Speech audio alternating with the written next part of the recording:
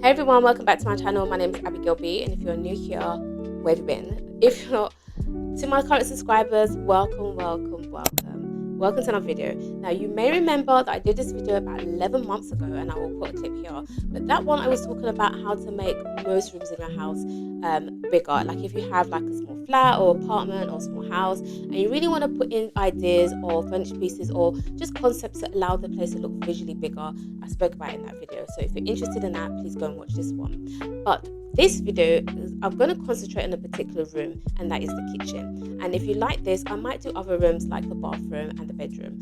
So how do we make small kitchens look bigger? Now there's so many different types of concepts, and this is relating to people that if you have a rental home and you're also on a budget as well. If you are about to renovate a new kitchen, you may want to think about this, but this can also be applied on how to kind of upscale your kitchen as well by applying these small concepts to make the space look bigger. First thing I want to talk about is your layout. Now, if you're already in this space and it's a rental home, then obviously you can't change the layout, but there may be things that you may want to just switch around to make it a bit more easier and functional for you. So, for example, we talk about the triangle concept, which is where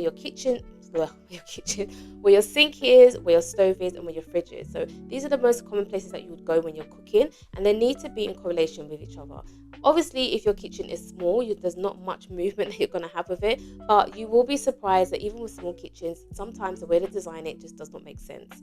So try and have your stove or where you're cooking to be right against the wall. You need it to be quite centralized, because then the spaces on both sides will allow you to kind of put other things in there and also just have some more cooking surfaces, and visually it will allow it to look a bit more spread.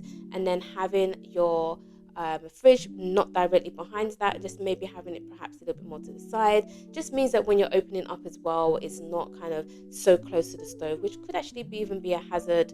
But it just allows a little bit more room in there to maneuver. And if you're maneuvering really nicely in your kitchen and things are seamless and they make sense, it makes it enjoyable for you to be in there as well. If you are about to design a kitchen and your space is quite small, you may want to think about particular layouts of the kitchen that will help to reduce the visual aspects of it looking even smaller. So you can do it an L shape, or you can do an all one, having a kitchen island in the front. These are really work quite well, and it also gives opportunities for you to have a bit more seating, like a breakfast area. And visually as you walk in, it's nice, a nicer design. It allows more open space to it as well. I actually did design a kitchen that we did struggle a little bit because it was such a small space. I think it was like 3 meters by 3 meters. It was quite small.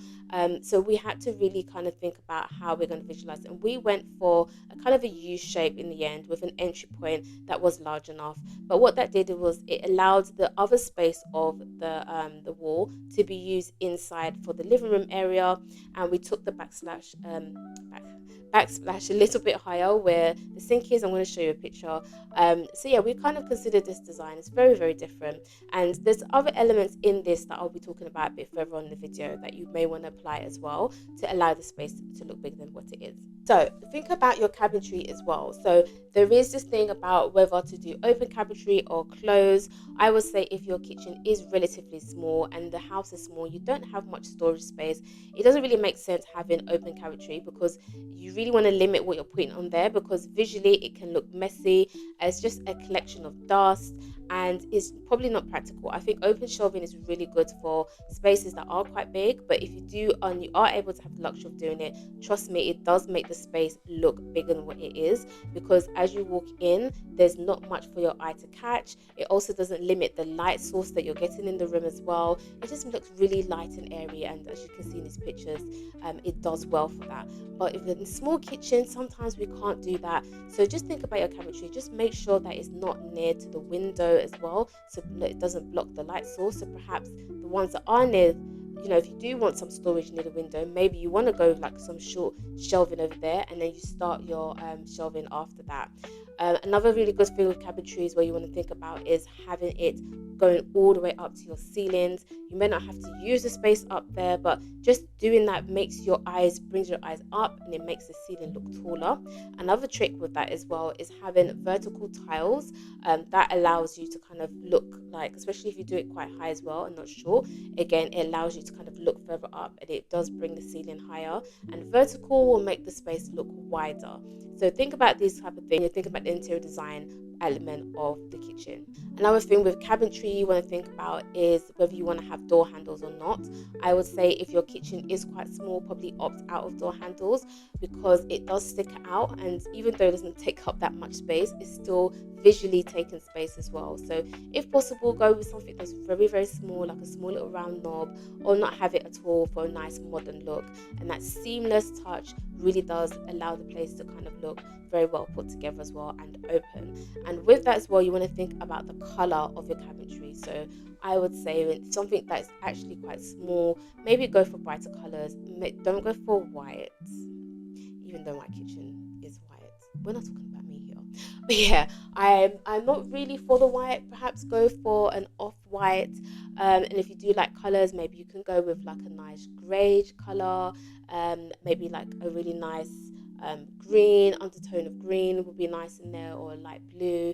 Yeah, just have fun with it. Like, you don't have to stick to your neutrals, but just something that's bright that will help to bring in some really good reflection, and it really does open the space as well. I'm all for like moody colors, but if your space is small, we're talking about how to make it bigger, and that doesn't do that. But if that is your thing, then why are you watching this video? I'm sorry. Just think about the aesthetics of the whole room. So I would probably say, like, if you're going for wood, that's really nice. Maybe go for a lighter shade wood, or if you did want to go for a darker shade wood, then have a contrast with your countertops, have that more brighter to bring it in. Try not to do the other way around by having lighter cabinetry and having darker countertops, because for some reason that really does enclose everything together, and it makes it look smaller than what it is, and it just makes the room a little bit more darker because of the reflection that it does with the surfaces. So yeah, opt for something lighter on your countertops, and if you did want to go darker, then do that with the cabinetry. The flooring, I would say definitely, we're going to come to that, but that one needs to be lighter. But if you can, if possible, perhaps don't even try do contrasts in a very small space. Make everything the same color, make it seamless and coordinated, as you can see in these pictures. And yeah, it really does make it look really put together. And I don't know what it is, it's just, you're not giving your eyes too many things to look at. It's just one thing. So it tricks your mind to think, okay, this is it. And it allows the space to look much larger. Now is about lighting, which is a concept we talk about in all videos because it's so paramount. It's so important. Like, I can't stress it enough. So if you do have a small kitchen, I would say try and go for like perhaps spotlights. If you've got one source of light, you can get the ones where you can get the free spotlights that come out of it, and just point it in different directions as well, so that each area has a light source, and that really does help kind of really nicely illuminate the space, and again make it look quite spacious and nice and clean. If you are renovating, then definitely consider spotlights in there, and put them in areas where there may be elements of darkness there. We just want to try and really lift the space up, and it really does give that nice fresh look, as you can see in these pictures. If your space is probably medium size and you have space for a dining area, then definitely we'll consider having a drop light over your breakfast area, or perhaps in your dining area as well. Gives that really nice clean touch as well. But even when you're doing that, I would say go for more linear drop lights rather than going with something really big and fancy, because in this aspect, it is going to take up quite a lot of room, and it is going to make your space look smaller than what it is. So you really want to have that kind of linear, modern, seamless touch to it, even though you're adding other concepts and elements to the room. Another way you can bring in more light source as well, and this could be budget friendly, is maybe switching your doors and putting in some glass doors, because especially if the area that's connected with it, maybe it's near the door or somewhere that has really good light source, you're bringing it in instead of blocking it with an opaque door, and it really does add so much more light in there. It makes it look modern. It also actually elevates the space as well, makes it look a bit more expensive and nice. And yeah, you can get that from eBay, you can get that from perhaps even Amazon. They are quite achievable to get, especially if you get wooden door frames. You can paint it and have a glass in there. So yeah, definitely budget friendly as well. The next point is about reflection and visual conception. Now, this is all an illusion. So all these things I'm telling you is about how you can really kind of give that illusion of space, even though it's not actually there. And they really do help. So things like having good light source. So if you are renovating, think about maybe having perhaps taking up a little bit more space and having a little bit of larger windows in there. If you're not renovating and you're renting, or it's a home and you don't have enough money to kind of break down the walls and put more lighting in there, as I said, bringing in spotlights, even having lights underneath your cabinetry can help as well, or even lights underneath your cabinetry, because it helps kind of lift the floor up and it makes it look like the room is floating, it's moving, and it really gives that nice ambience in there as well, which is just a really nice touch to the space. And this can be done on a budget, because like Amazon, for example, you can get the stick-on ones that are reusable, or you can just charge it in the plug source. Like, you don't have to now do a whole thing about rewiring to put that in. Like, it definitely could be achievable. You can even get ones that are like sensor detective as well, so I think they're quite smart and clever. So yeah, definitely consider some of those in there when you're bringing in those type of lighting. Where you can kind of use reflection with lighting is having like a mirrored backsplash, and I did this. I'll show you this other design I did as well, because it was quite recent when we did this. So the backsplash was like a mirror, but we didn't want to make it too kind of like reflective, so we subdued it a little bit by adding like a black mirror in there. So it's doing its purpose as well, but also it's not going to be like catching dust or making it look quite dirty as well. So it was really nice touch in there. And as you walk in, it looks like the room is still continuing. It reflects light. It's a really good way to kind of bring expansion into the room by use of reflection. I love talking about it in most of my videos, and it's an ethos which I'll go with, is less is more. But there's a little caveat here. Less is more, but there's going to be some things that I do want you to make slightly bigger. So when you have a small kitchen, you don't want to just bring everything in there to be small, because if you have a small fridge, a small sink, small cooker at the top, like as soon as you walk in there, you just automatically, your mind is like, this space is small, because everything is tiny.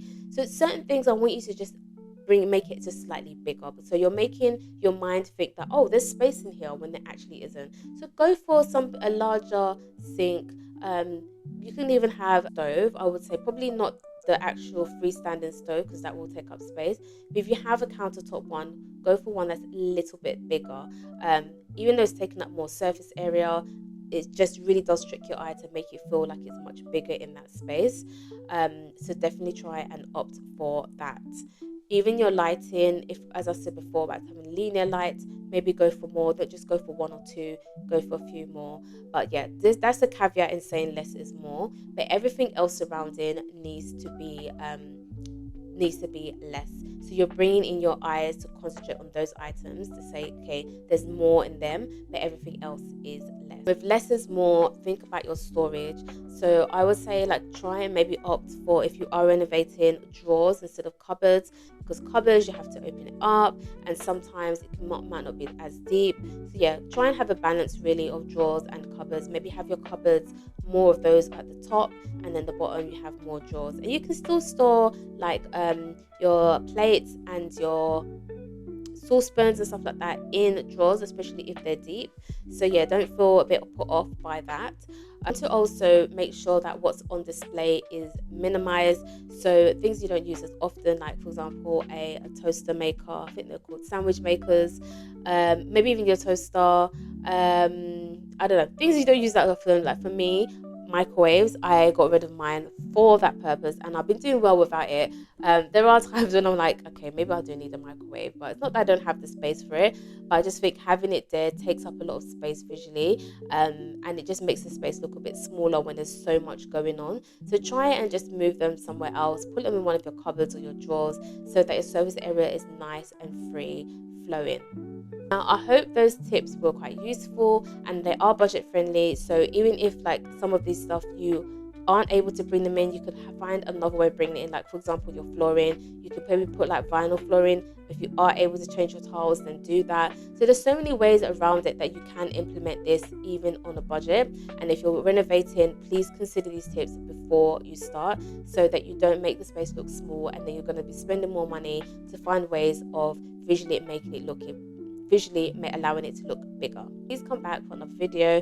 Make sure you follow me on Instagram, and I will see you again next week. Bye.